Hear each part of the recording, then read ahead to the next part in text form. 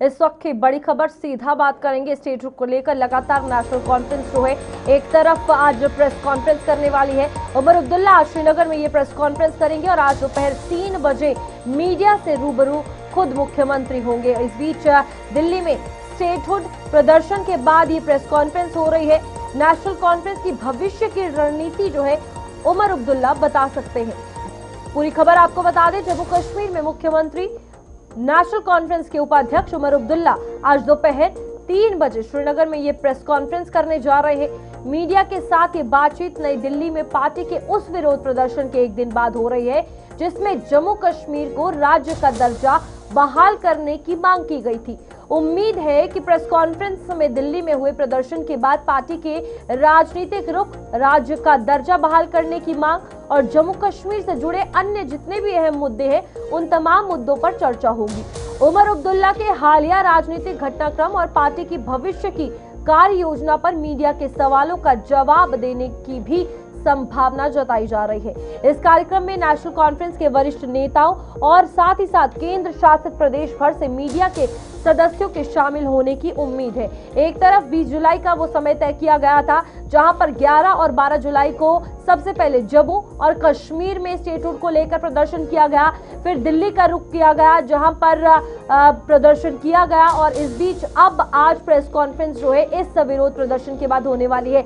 लगातार स्टेटहुड का मुद्दा जो है वो उठाया जा रहा है और नेशनल कॉन्फ्रेंस ये बात कर रही है कि जल्द से जल्द जम्मू को वापस एक बार फिर से स्टेटहुड का दर्जा जो है वो दे दिया जाए। ये राजनीतिक लड़ाई लगातार देखने को मिल रही है और अब चीजें जिस तरीके से सामने आ रही है कि एक के बाद एक बड़ा विरोध प्रदर्शन, देखना यह है कि आगे सिचुएशन स्टेटहुड को लेकर जम्मू कश्मीर में क्या बनती है। हमारे साथ वरिष्ठ पत्रकार विनोद कुमार जुड़ चुके हैं। विनोद जी, सवाल ये रहेगा, स्टेटहुड की लड़ाई लगातार, चाहे जम्मू कश्मीर में प्रदर्शन करना हो, फिर सीधा दिल्ली पहुंचना हो, आके प्रेस कॉन्फ्रेंस करनी हो, अब ये कहीं ना कहीं एक मांग से ज्यादा राजनीतिक लड़ाई नजर आ रही है केंद्र और साथ ही साथ जम्मू कश्मीर के बीच। रूपाली, देखिए, अगर दाचीगाम से शुरू करे सफर इसका और कॉन्स्टिट्यूशनल क्लब दिल्ली तक का सफ़र करें तो मुझे लगता है कि सफलता मिली है किसी हद तक और प्रदर्शन भी ठीक ठीक रहा है।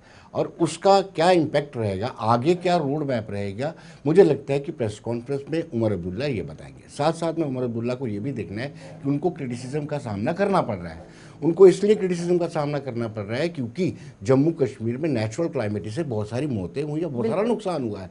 तो ये कहा जा रहा है कि उमर अब्दुल्ला यहाँ जम्मू कश्मीर को ना देखते हुए दिल्ली में जाकर के सियासत कर रहे हैं, इसलिए उनको इस प्रेस कॉन्फ्रेंस में ये भी बताना होगा कि कितनी आर्थिक सहायता किन किन परिवारों को दी जाएगी, मरने वालों को कितनी दी जाएगी, जिनकी मृत्यु हुई है या जिनका स्ट्रक्चर गिरा है, जिनके मकान गिरे उनको की जाएगी, क्योंकि इसको वो इग्नोर नहीं कर सकते हैं। हालांकि रोड मैप भी जरूरी है क्योंकि इतना प्रदर्शन किया, आपने खुद बताया 11 और 12 को, 11 को श्रीनगर में किया, उससे पहले डाचीगाम में प्रेस को मीटिंग होती है, उसके बाद 12 को हरि सिंह पार्क जम्मू में होता है, उसके बाद दिल्ली में प्रदर्शन होता है। ये आगे का रोड मैप तो बताना ही पड़ेगा, लेकिन अगर सिर्फ आगे का रोड मैप बताते हैं और इस पर चर्चा नहीं करते हैं जो नेचुरल क्लाइमेट है, तो मुझे लगता है कि मीडिया भी सवाल उठाएगी और विपक्ष भी सवाल उठाएगा। विनोद जी, यहाँ पर कहीं ना कहीं अब ये नजर आ रहा है, जो सिचुएशन बन रही है कि केओस में सरकार हो गई है। एक तरफ स्टेटहुड का मुद्दा लड़ाई का सामने आया है, दूसरी तरफ उमर अब्दुल्ला की उससे परे बहुत सारी स्टेटमेंट्स आई है जो कंट्रोवर्शियल रही है, उसके बाद अब जम्मू कश्मीर में लोगों की सिचुएशन, इन तमाम चीजों को एक साथ संभालना बहुत मुश्किल होगा सरकार के लिए। बिल्कुल, आपने ठीक कहा कि चैलेंजेस बहुत ज़्यादा हैं। एक तरफ आपने देखा हो कि कल अगर नेशनल कॉन्फ्रेंस में दिल्ली में प्रदर्शन करना था, उसी तरह से भारतीय जनता पार्टी ने सचिवालय का घेराव करना था, और सचिवालय का घेराव इसलिए करना था कि जो नाकामियां हैं, जो डिलीवर करने में, सरकार डिलीवर करने में नाकाम रही है, उसको लेकर के सरकार को घेरना था। एक तो बात ये रही। दूसरा, आपको अपने ही विदिन आपका जो वोट बैंक है, आपकी जो कॉन्स्टिट्यूंसीज है कश्मीर में, वहाँ भी आपसे लोग नाराज़ हैं कि आपने जब वोट लिया था वो इस बात को लेकर के लिया था कि आप हमें 370 पूरा का पूरा वापस दिलाएंगे, 35 दिलाएंगे, लेकिन आज आप इस पे ही, यानी स्टेटहुड को लेकर के ही सहमत हो चुके हैं, जो भी अभी तक नहीं मिल रही है। तो दूसरा, जॉब की बात करें, फ्री बिजली की बात करें या फिर आरक्षण के इशू पे बात करें, बहुत सारे ऐसे इश्यूज हैं जिसमें सरकार ग्रिल हो सकती है। यहाँ विनोद जी, अगर सरकार की बात करें, बहुत बार ये कहीं ना कहीं क्वेश्चन उठा है कि आप हमारे लिए क्या कर रहे हैं। जनता ये सवाल कर रही है क्योंकि उन्होंने इन्हें चुना है। इस बीच सब चीजें कहीं ना कहीं केंद्र सरकार पर थोपी जा रही है कि उनके बिना परमिशन के हम कुछ नहीं कर सकते। यहाँ पर इलेक्टेड गवर्नमेंट की अगर बात करें, बहुत सी जिम्मेदारियां हैं जो उनके पास भी हैं, उसके बावजूद उन्होंने उस फील्ड में कुछ नहीं किया। ये भी एक जनता का सवाल है। देखिए, जनता नहीं, अपोजिशन भी ये सवाल पूछ रही है कि भाई साहब, आप सिवाय पुलिस के बाकी सारे महकमे आपके पास हैं, बिल्कुल, और सबके सब इम्पोर्टेंट महकमे हैं। उन महकमों में अभी तक क्या हुआ? हालांकि सीधा सीधा शील्ड इनको है कि आईएएस ऑफिसर डायरेक्ट रिपोर्ट करते हैं एलजी को, या फिर पुलिस उनके हाथ में है। लेकिन ये पुलिस अपने हाथ में लेकर के, यानी स्टेट्यूट लेकर के करना क्या चाहते हैं? सीधा सीधा आरोप उन पर यह है कि जैसे पहले ये हुकूमतें चलाते थे वैसे ही ये हुकूमतें चलाते हैं। ये भारतीय जनता पार्टी लगातार आरोप लगा रही है। तो कहीं ना कहीं जो इनके पास डिपार्टमेंट्स हैं उसमें ही कुछ बड़ा कर देते।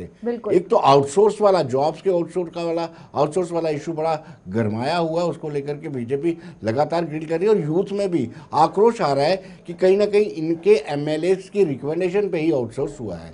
तो ये चैलेंज रहेगा। आखिरी सवाल रहेगा यही कि आज जो प्रेस कॉन्फ्रेंस कल के विरोध प्रदर्शन के बाद हो रही है, क्या ये दबाव बनाने की कोशिश की जा रही है केंद्र सरकार पर कि एक के बाद एक कहीं ना कहीं नया प्रोजेक्ट रोड मैप लाया गया है, या फिर कोई बड़ा ऐलान की उम्मीद करें आज की प्रेस कॉन्फ्रेंस में? देखिए, केंद्र सरकार पर दबाव इसलिए नहीं बन सकता है कि केंद्र सरकार, गृहमंत्री ने, अमित शाह ने on the floor of house ये कह दिया है।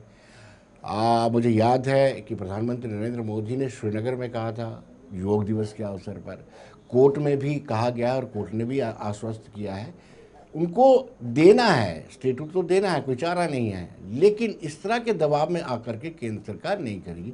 रिसेंटली आपने देखा होगा जो बुक्स में लेकर के जो इशू बना है, तो इस तरह की जब तक चीज़ें होती रहेंगी या आतंकी वारदातें होती रहेंगी तो स्टेटहुड नहीं मिलेगा। जब उनको लगेगा अप्रोप्रिएट टाइम है, उस वक्त ही स्टेटहुड मिलेगा। ठीक है विनोद जी, बहुत बहुत शुक्रिया आपका ज्वाइन करने के लिए। और कहीं ना कहीं सरकार पर जो उंगलियां उठ रही हैं, पहले उस पर जवाब सरकार को देना होगा, उसके बाद केंद्र सरकार पर निशाना साधना होगा। इस बीच आगे बढ़ेंगे।